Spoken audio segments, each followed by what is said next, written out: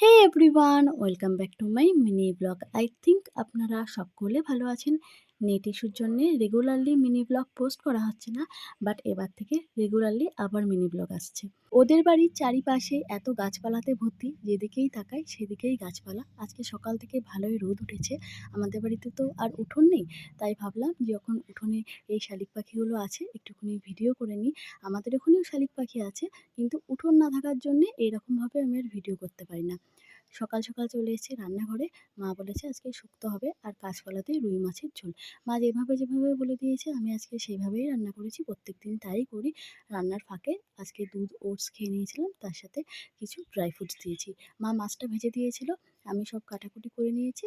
তারপরে রান্না হয়ে যাওয়ার পরে দুপুরবেলায় স্নান করে লাঞ্চটা কমপ্লিট করে নিয়েছি।